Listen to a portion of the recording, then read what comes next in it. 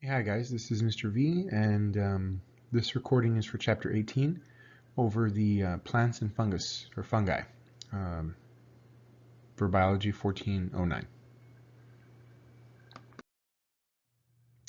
So, a quick overview for the land plants.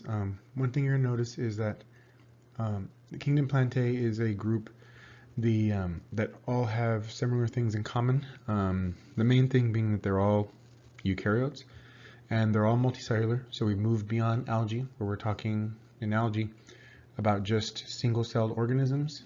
Now we're talking about fully multicellular, and they all photosynthesize. And the main thing about plants is that they are all adapted to a land existence. So they're no longer focused about living completely underwater, but now they've adapted to living on land. And to do that, some of them have had to make certain changes, such as having their embryos protected from drying out.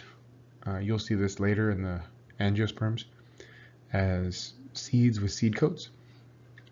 And what we noticed about these is this has evolved probably from about, I'd say about 500 million years ago, so 500 million years. And they all share some characteristics from algae, but they're not algae anymore. So they all have chlorophyll. They do store their carbs as starch, and what's different is that in the cell walls, we learned about bacteria. Bacterial cell walls have peptidoglycan. Plants use cellulose, and so that's a bit different for them. And so the close relative of these plants is likely the algae group of Chara or charophytes. They protect their zygotes similar to plants, but not completely like seeds. And what we've noticed is they have kind of primitive tissues that look very similar to plants. So they have these filaments of cells that are not exactly the same tissues.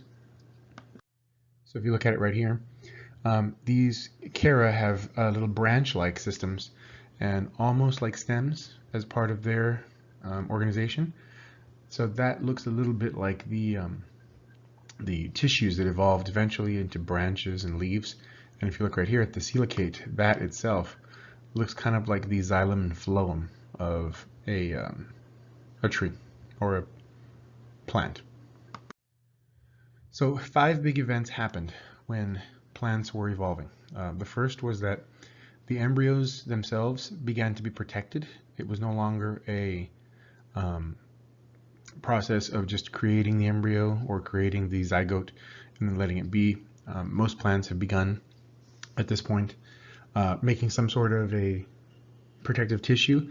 Now what they did lack or do lack at this point is the mosses are missing vascular tissues for themselves, but they do have tissues protecting their embryos. Then once the embryo protection happened, shortly after that, there was some sort of a point where they had vascular tissue, like the lycophytes form. So at that point, you start getting the beginnings of xylem and phloem, where you have water transport. True roots are starting to form here. Okay, so they do have those things. And so they have stems, leaves, but the leaves there are beginning to be little microphyls, so they're still leaves, but they're very tiny. Then finally, the modern day leaves we have today, those are megaphylls. Okay, so ferns are your best example of this.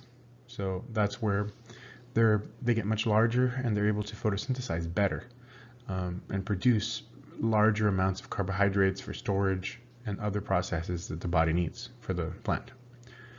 Finally, you get the 2 seed types organisms that we have today. We have gymnosperms, okay, and then you have angiosperms. So the seeds themselves had an actual embryo that stored these organic nutrients, and that was part, or is part, of the seed coat. And then one thing that group was still lacking was the flowers, and those finally evolved later to be their reproductive structure. That's what attracted pollinators. And as we were talking about in class, these pollinators are all about finding some way for the animal or plant or other animal or bug to find some way to get them to pollinate, and eventually they gave rise to fruits. So if you look here, this is a phylogenetic tree that shows the big events. So there was some sort of a common ancestor that was some sort of a green algae. And then after that, first step that evolved the mosses were the embryo protections. Finally, the vascular tissue. So now we've got stems, roots, little micro leaves. So that's what the microphyls are over here. So we'll take a look at that in a second. Then you have the megaphylls, which are the larger leaves that the ferns evolve. Finally, the seeds from gymnosperms and angiosperms. And then the flowers themselves are the most recent development in plants. So one thing that's a really big concept with plants that's a little bit hard to wrap your mind around is the idea of an alternation of generation.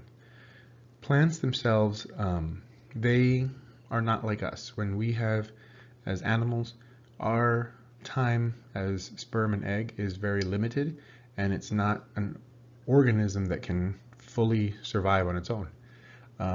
For plants, that's a very different thing. So some plants will have a diploid part of their life. That's called the sporophyte. The sporophyte itself is diploid and has the full set of chromosomes. Well, what's different is just like an animal or any other organism, they do produce haploid cells. So for an animal, that would be a sperm and an egg. But the thing is, for plants, that haploid spore can then develop into an entirely new organism. And that doesn't need to fuse until later when they produce their own sperm and egg or something similar in their development. That is then called the gametophyte. That's an entirely different plant. So to put this into perspective, that would be like a human having a sperm cell, but the sperm cell, instead of it only fusing with an egg cell, instead that sperm cell grew into another organism of its own that later fertilized another egg cell. But it lived its own life instead. So that's not something that happens with humans or any other animals. So plants have a very unique way of getting their genetic code to diversify. But in the meantime, those gametes can live as their own individual for a while without having to be diploid. So they're still a haploid organism. So throughout the rest of the PowerPoint, you'll see several examples of that. And it starts off with plants that are considered ancient, like the mosses and the ferns, and moves into gymnosperms and angiosperms too. So they all have this alternation of generation. So here's kind of the generalized diagram of this. So we start off with a zygote. We'll start right here. Okay, the zygote then grows into its own organism. It's a multicellular organism living alone or living on its own as a plant of some sort, right? Well, from there, it produces, through meiosis, a spore that's considered haploid. Okay, that spore will then go on to become its own multicellular organism. Okay, that's the gametophyte. And it still, if you look at it, has half the chromosomes as the diploid cell. Okay, so it's that 1N instead of 2N. That fully grown plant will then either form sperm or eggs in the gamete form, and these will have to fuse, just like a sperm or an egg with an animal, with the opposite. So if it's a sperm, it needs an egg. If it's an egg, it needs a sperm. And then after fertilization, we get back to the zygote phase all over again. Okay, and at that point, we then become multinucleated, and it's diploid again. So it is a way to allow for genetic variation without it completely having to stay in one life cycle. So it's a very weird thing and not very comparable with animals. Later on in the PowerPoint, you'll see that fungi have something similar to this, but plants have evolved this on their own, and it's a very unique process. And so what we found as well when it comes to figuring out which generation of these plants, the sporophyte or gametophyte, is more dominant, is evolutionarily the plants that were less vascular, in other words, the less tissue they had, they are more dominant in the gametophyte stage. So they're more dominant in that haploid phase of their lives. But then, as the plant became more vascular, okay, more tissues such as stems, roots, leaves, then more time was then spent in the sporophyte part of their life. Okay, The reason that happened is because the sporophyte needs more of that vascular tissue, and it's been able to generate more of it. So as the trend towards more tissue has been needed on land, so that's been more of a sporophyte dominance. So you see more of that as time goes on. And so this diagram right here, it shows the kind of lifespan. The lighter part up here shows the 2N phase, okay? And at the beginning, the mosses themselves, it kind of becomes a reversed lifespan. So the gametophyte itself, okay, this light blue color, that is where you end up with more of the lifespan of these plants in mosses. And the sporophyte actually is dependent on the gametophyte. So this actually happens where the moss is growing the sporophyte, or the 2N portion, and then the spores will then release later on, okay? So, and then as time goes on, the ferns kind of split that half and half, and you see the plants look very different. So the plant in the 2N phase looks like your typical fern, but then you have this other one that looks very small and has these very different morphology. And then as time has gone on and plants have evolved, gymnosperms, specifically the cone bearers like pine cones, cycads, they began to spend more time as the sporophyte plant, and then the gametophytes spending much less time. They just became pollen and female ovules. And now it's opposite. Now you have plants that are angiosperms that are the sporophyte stage, and they have a very small portion of their life that are gametophytes. That's the sperm and the egg, and they're basically dependent on the sporophyte portion of their life. So it's a very big reversal from when plants first became land dwellers as mosses to now the angiosperms today living kind of opposite lives than their ancestors did. And so land plants over here, they've been very diverse over time. So we begin with bryophytes that did not have the true vascular tissue. So they were lacking that, and they were more like algae. And they spent quite a bit of their time in that gametophyte version of the alternation of generations. And that's a very unique thing here, that the sporophyte was actually dependent on the gametophyte. So the 2N needed the gametophyte to survive. And so these are the liverworts and the mosses, and you will see a picture of them in a second, but they don't really look like plants. They look more like algae, or some sort of a, almost lichen or fungal type growth. And one thing that is unique about them is they do have to have flagellated sperm. So their sperm is a little bit more animal-like, and it needs some sort of a fluid that lives for them. So they need actually water, okay? So that's a unique thing. And then, so they end up producing these sporangium, and those get released in a very small portion of their life. And a lot of times you hear the word moss, but that doesn't actually apply to a real moss. So like Irish moss, that's a common thing. That's actually an algae. And Spanish moss, which has been found like at Santa Ana Wildlife Refuge, or it's more famous in like Louisiana and New Orleans, that's actually considered a flowering plant. That's an angiosperm. So the mosses don't have great naming systems, but these are the types that you'll normally see in the next slide. So these again look like more almost algae-like than plants, but these are considered the first land-dwelling plants. So you've got liverworts, hornworts, and then these right here are the club mosses. And so you can see the gametophyte stage is that dominant portion, and the very top of the plant is the sporophyte up here.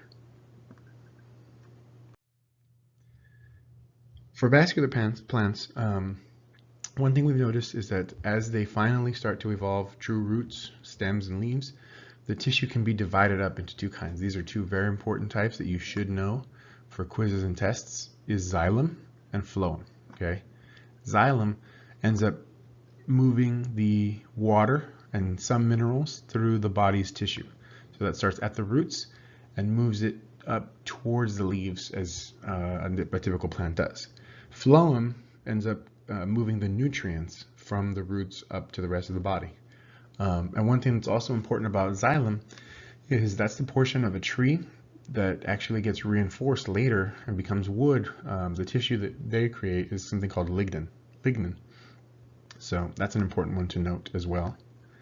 And so the first vascular plants were types that had the tissues but not seeds. And those were the lycophytes and the ferns. And then later they developed the seeds, which we know of now as gymnosperms and angiosperms. So the first groups, the seedless vascular ones, they were the lycophytes. A good example of this is club mosses. So these are the ones that have leaves, but their leaves are very tiny. We actually call them microphyls. So you'll see them in the next picture. But they look like tiny little immature leaves. That's because they hadn't developed the full tissue for that yet. And again, their dominant life cycle is the sporophyte stage. So you see right here, the club mosses, called so because their stems have these little club branches system. So we've got these rhizomes in the bottom so they can kind of connect between individual plants. And as you can see, the branches grow up and then you've got these little tiny leaves that they call microphyls. So this was something that did not evolve yet until later in plants. But these did actually evolve the xylem and the phloem, which again are for the water mainly, so that's xylem, and then the phloem is for the nutrients. And so that takes from the roots through the stems and then up to the little microphyls and eventually the strobili. That strobili actually is what has the sporophyll stage. So as you can see, the sporophyll and sporangia, they're a very small portion of this plant's life cycle. And again, that's an example of that alternation of generations. Okay, so the next group that eventually evolved were the ferns, and their big difference is that now they have megaphylls, which you would just identify as leaves or leaflets, but that's a really big evolutionary step for plants. Before that, they were just having these little tiny leaves, and the rest of their body parts were meant for photosynthesis. With this new larger area, they're better able to finally grow, make food, and reproduce better. So the sporangia ended up becoming more of a larger part of their life.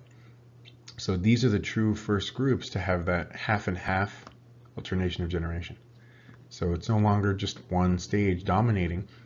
Now they've kind of split it, and the gametophyte ends up being a smaller section, but they still have some characteristics of the more ancient animal or more ancient plants like mosses. So they'll still have that flagellated sperm. So here's a look at them.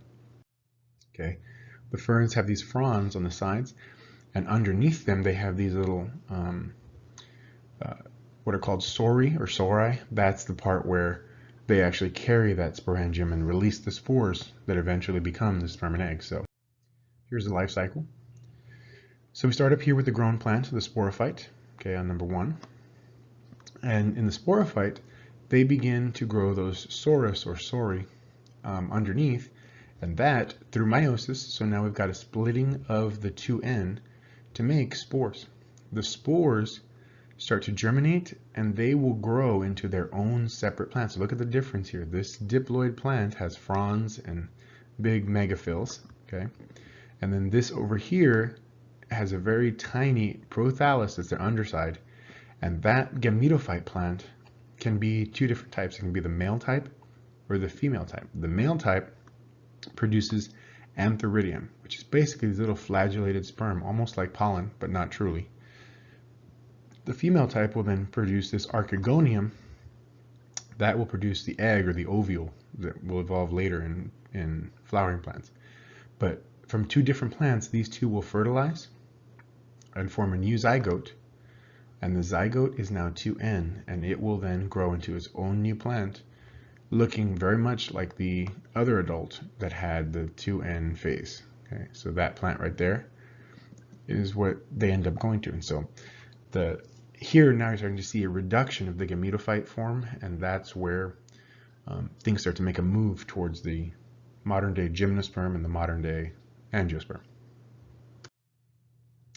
So this is a big deal around the time of the dinosaurs, because when we hear the term fossil fuels, that typically we conjure up images of like dinosaurs that became oil and coal and gasoline, but it wasn't dinosaurs. It was actually a ton of these seedless vascular plants, typically the ferns and mosses, that were part of swamps and bogs. Well, those swamps and bogs ended up getting pushed underground through tectonic activity, and after enough time they became, if they were in dry conditions, they became modern day coal, and if they were in wetter conditions, they became modern day oil, and both through decay ended up producing oil, or ended up producing gas. So coal, oil, and natural gas are fossil fuels, but they're not fossils from dinosaurs.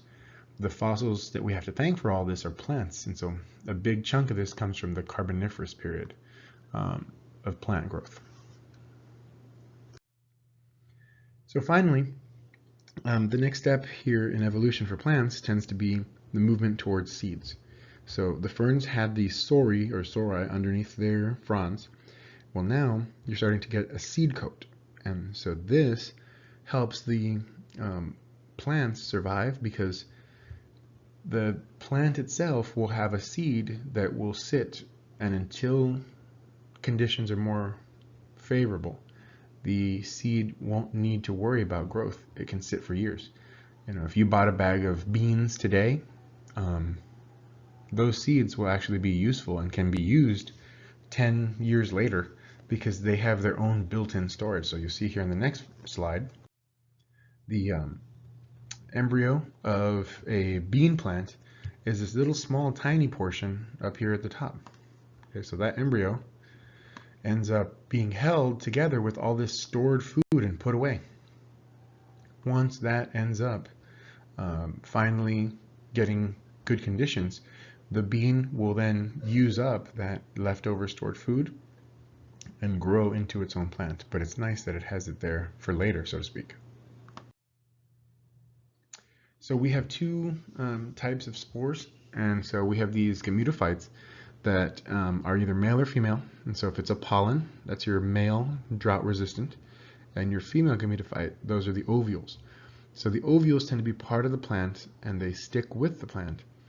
And then the pollen itself is drought resistant and designed to be moved somewhere along the plant's life.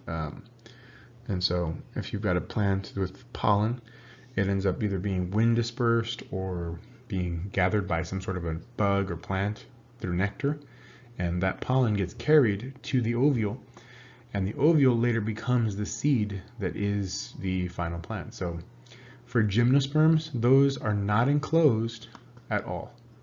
So they end up being your typical, what we call naked seeds. And then the angiosperms, they are enclosed and they're put into a tissue that is basically what we know of as fruit. So these are fruiting bodies meant to be attractive to animals and to store energy for the seed for the long haul.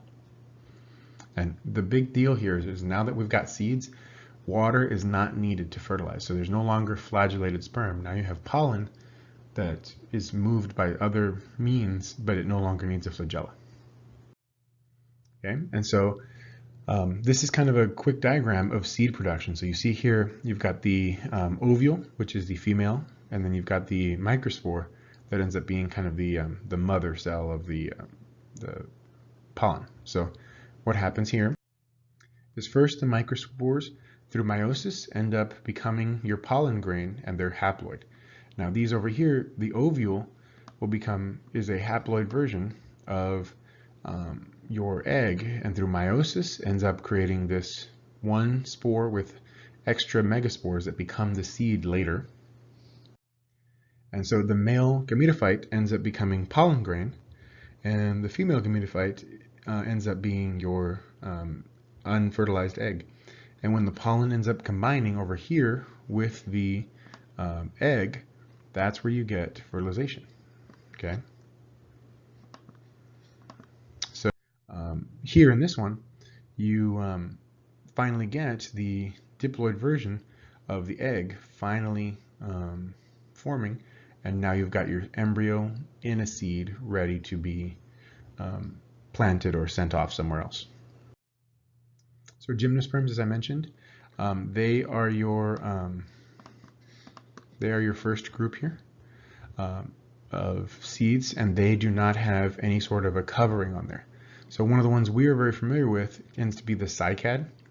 The cycad is your what you call your gymnosperm, but what's different is that it does not have a cone. So some of these other ones that are gymnosperms, they are pine cones. The cycad is not. It has a kind of like a frond, but it has a naked seed that's on the outside of it. So we actually have a lot here in the Rio Grande Valley. That's this type of cycad. So you probably see these and think they're palm trees, but they're actually not.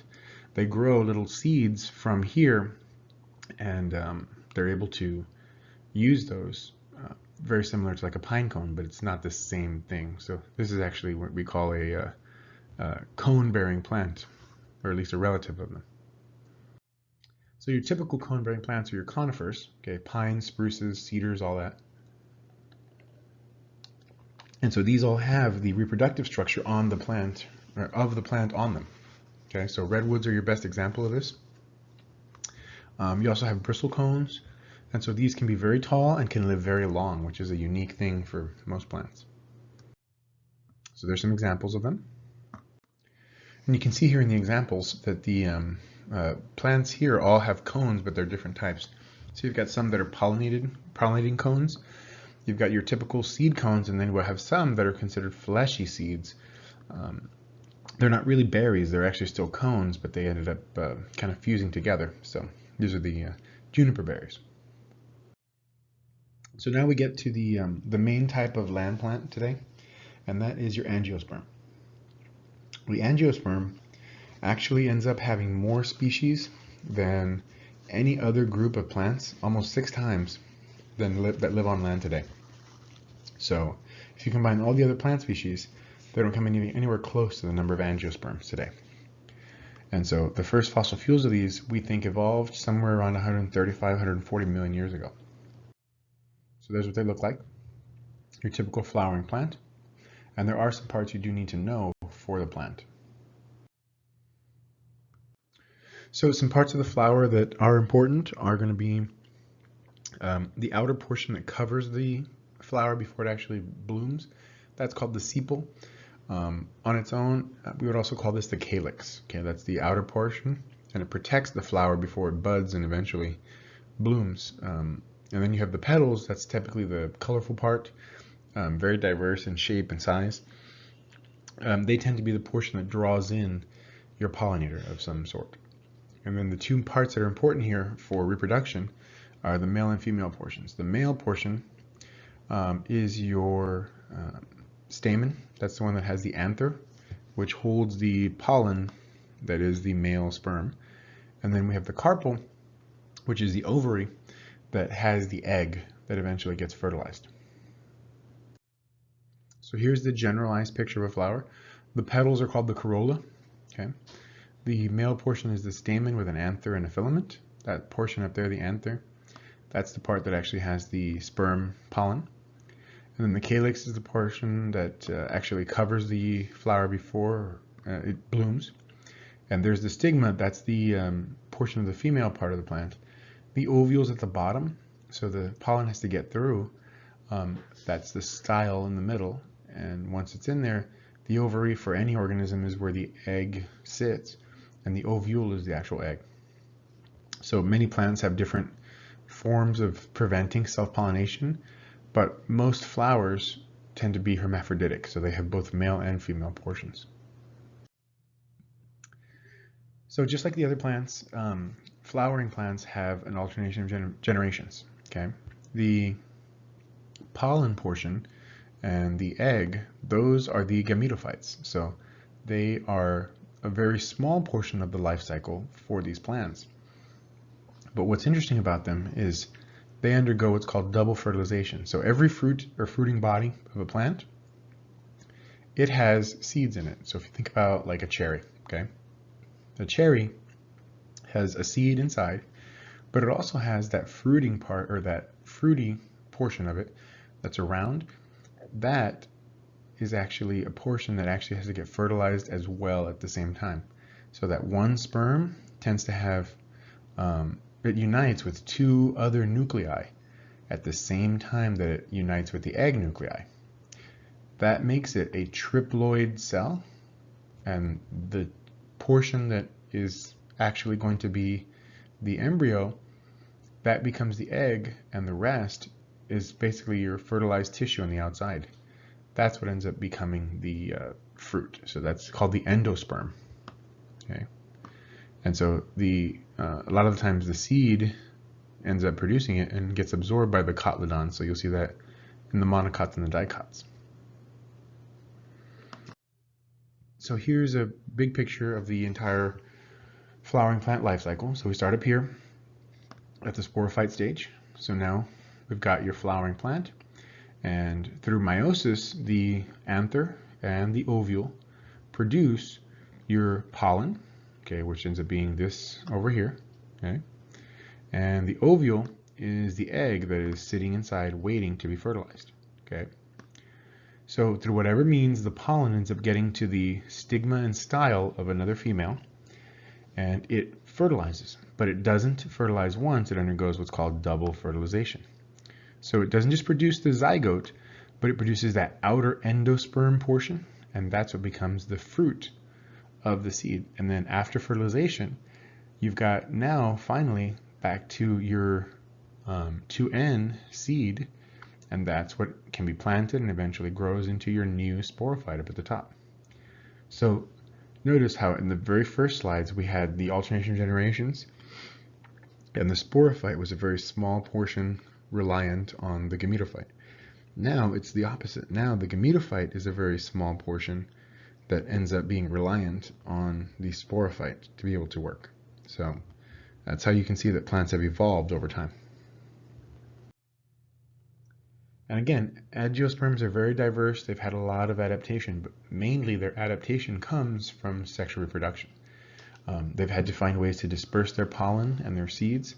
So you've got insect, bird, even mammal pollinated flowers. And some bloom at night to attract certain mammals through their aromatic ways. Others will bloom during the day and have different colors.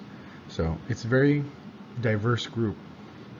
Then once you've got your dispersal, once you've got your flower pollinated, you have to figure out a way to disperse, and that can be by wind or gravity or some other animal. So you can have one animal come in and pollinate, and then another animal will come in and take the fruit, and that becomes the thing that gets carried away and eventually planted or seeded somewhere else. So a very diverse group. You can have moths, butterflies, bugs like bees, even flies. Then you've got your typical bird pollinators like hummingbirds, and even most cacti use bats as their pollinators because most bats like the nectar being produced, and they like the aroma of the flower. And the fruits are various too, so you have things like soft fruit like bananas, or hard fruits like coconuts. You can have grains, so like corn, wheat, rice. Those are all the fruits and the seeds of plants. And then you've got the pods like peas that can contain several all at once, and then eventually can get released. So there's your pea flower with the pods.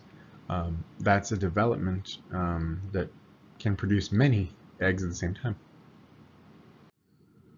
So finally, we move into the fungi group. Okay, fungi are not plants. They do not have chloroplasts, so they can't photosynthesize. So that's different.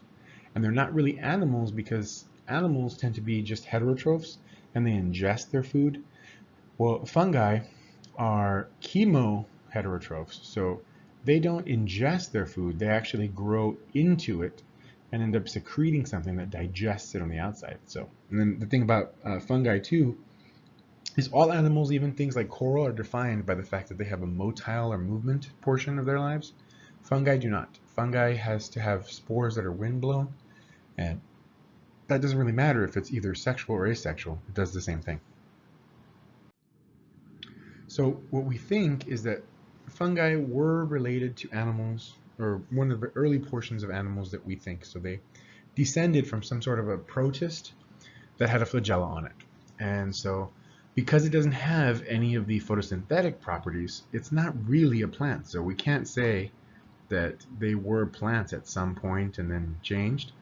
So we think that there was some sort of a diversion between the plant and the fungus, and eventually the fungus became more animal-like, and that eventually led to the animals we know of today. And so fungus can be diverse in many ways. So you've got the type that can grow as little webbings into food or soil. And you've got the club fungi, so they have those typical mushrooms. And so it's a very diverse group. It's not something that you think of as just one thing. People tend to think of fungus as like, moldy, fuzzy stuff, or as the, types of fungus you eat, but they grow in different conditions and they have different various ways of growing. But the general thing is what they do have are these type of filaments or cells called hyphae. Okay, the hyphae tend to pack together to make a mushroom, or if you're talking about like a mossy fungus, like the kind that would grow on bread, those tend to kind of spread out through the host or the food that it's growing on. And so these masses of fungi tend to be this group of hyphae that we call mycelium. So you'll see that in just a second. So here we have all the different cell walls. So they do have cell walls similar to some sort of a bacteria or plant. And they grow and they can actually become multinucleated. So these cells, the nuclei will move throughout. And so that's something that's unique of just fungus themselves. And so they have cell walls, but they don't have cellulose. So again, if we backtrack here, bacteria had peptidoglycan, that's the gram positive and gram negative, depending on thickness. The plants had cellulose, and now you've got fungal cells that have chitin in their cell walls. So they're actually more related in that sense to crabs and lobsters. Okay, crabs, lobsters, cockroaches, any type of bug, those have chitin on the outside that make up their exoskeletons. So that's a unique feature from fungus that other cells don't have. And the fungi use their hyphae, the more surface area they have, that's how they can absorb more nutrients, and that's how they become more successful over time. So one group of fungi that's very common that we're going to hear a lot about is the chytrid type of fungus. Okay, so these have a flagella that have on their spores and their gametes. So that's something that other fungi do not. So most fungi are characterized by lacking their motility. These guys actually still keep it. And so they do have an alternation of generations. So it does happen occasionally, but not often. And these tend to be in soil and can actually be infectious to some plants and animals. You'll see that example a little bit in just a bit. So here's the chytrid type of fungus, very clear cell algal cell walls. Okay, and then the hyphae actually grow in between those algae, and so these are infecting this dinoflagellus. You see this three-pronged thing, and the fungi are actually infecting the smaller algae. So one of the ways that this can occur is through what's called a zygospore, right? So these hyphae of a fungus can become specialized and they can move on specific surfaces. So these hyphae for the zygospores here, they actually are specialized for growing in bread, and that's where you get this black bread mold. And so what they do is they kind of send their hyphae throughout the bread, and that can actually do the digesting of the bread. So that's how they get energy, and the rest of it can actually bear what's called the sporangia, like the plants. So it will still have spores on it, and those can be moved through the life cycle of the fungus by asexual or even sexual reproduction. So the asexual means the spores are made. The sexual reproduction is where they're going to get two different types, and those are going to basically fuse their nuclei into that multinucleated I mentioned, multinucleated cell, and that's going to create the different zygospore that makes more of those sporangia. And then they end up producing more spores, so they end up having this alternation of generation. So the zygote is diploid and the rest are haploid. So if you take a look, we'll show you the life cycle in the next slide.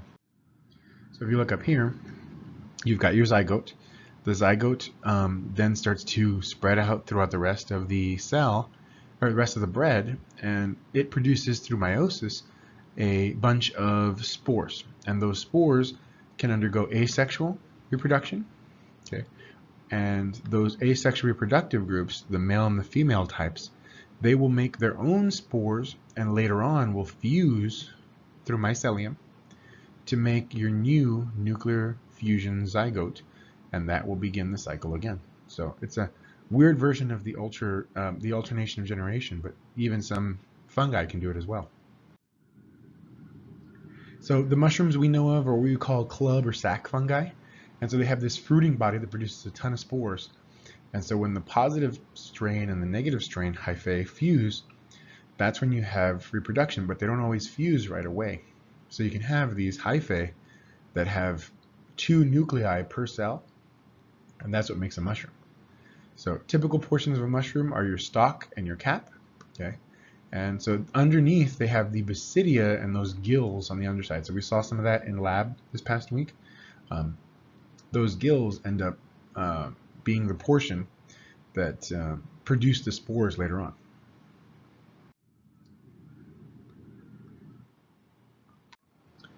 And so here you can see the sexual reproduction. What happens is you've got these nuclei that have been fused together into these separate cells, and these nuclei form the spores that once they're in the soil, they'll fuse back together, and that becomes the base of the mushroom. And that becomes the fused hyphae, which is the cap and the fruiting body. And in those gills, more of those nuclei will fuse and then eventually be released to make more spores that go out into the world. So when you see those mushrooms, those are basically spore-producing mushrooms that are being released out to make different individuals.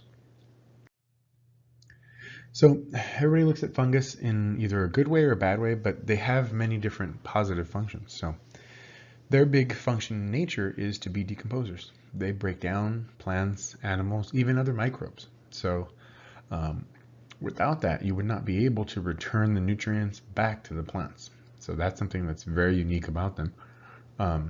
And what's interesting too is that these fungi can actually be sources of nitrogen, which, as we talked about previously, nitrogen is really hard for plants to get for other organisms.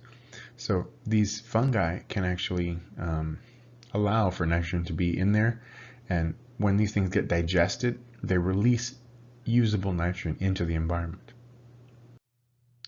So these carnivorous fungi will eat a plant, and they're producing nutrients for themselves, but they're also allowing for those nutrients to end up in the environment in a way that they were not able or not available before. So we have different mutualistic relationships. A good example of this is a lichen. Okay, so a lichen is a combination of a fungus and a cyanobacteria. So it's two things, and these two things are these green algae combined with the fungus, and they actually form an organism that grows all over. So you've got 3 different types we're going to talk about. So how these work is you've got the reproductive unit of this whole thing, the fungi, and the algal cells are around it. And so this hyphae actually produces like a location for it to grow, and the algal cells will then be able to pinch off and become an entirely new group. So that's a really important thing to think of. So these 3 varieties, you've got the crustose, the fruticose, and the foliose. The pictures aren't showing here, but the crustose sounds like what it is. It's basically this little crustose group, crusty group that grows on top of things. So if it grows on trees, things like that. The foliose tends to look a little more plant-like, and the fruticose tends to have, I believe, kind of little bundles of it. So, but they're all a variety of these mutualistic relationships.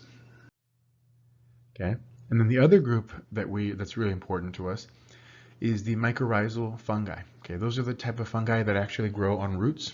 So I mentioned when we were talking about the bacterial groups that there are certain bacteria that are able to take inorganic nitrogen and make it organic and usable.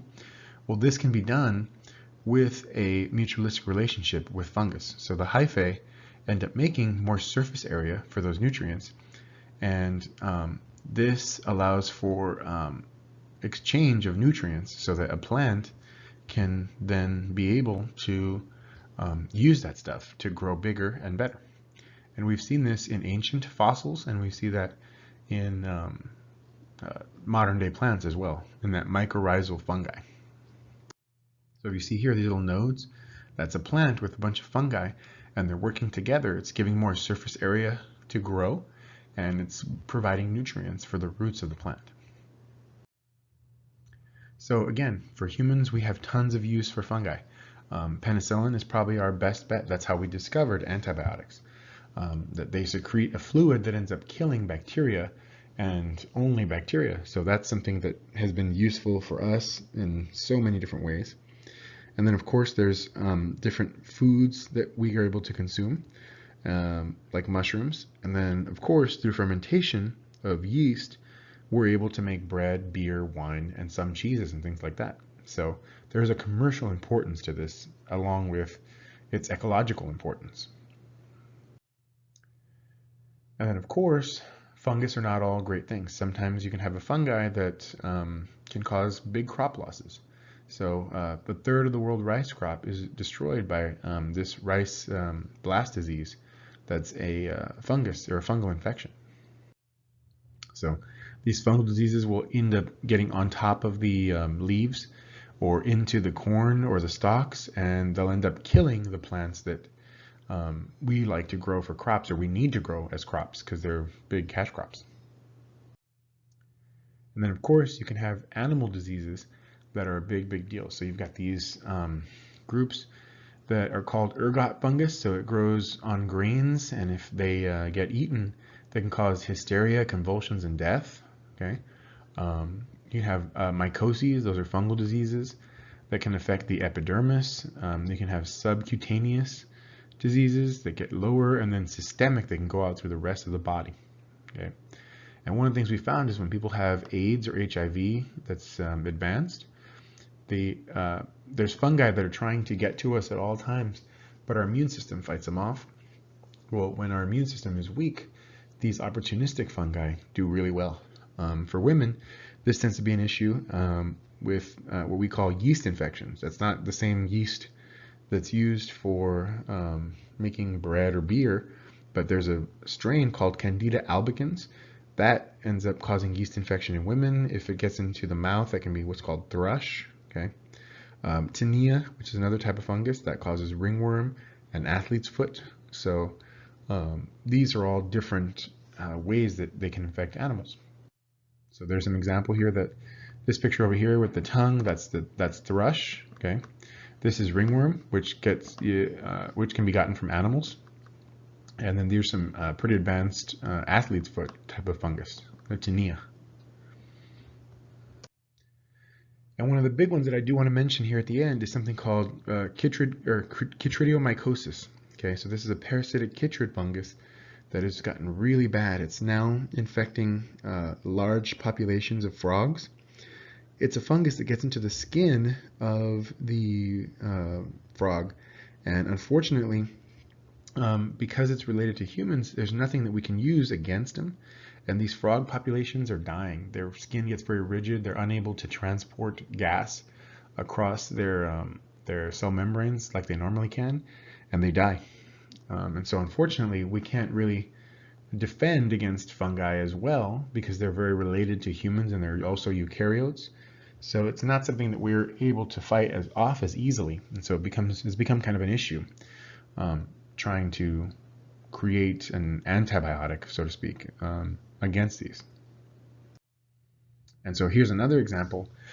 These bats have a fungal infection. It's called white nose syndrome. It ends up getting all over them. And so that's another example of how these fungi can also be infectious diseases.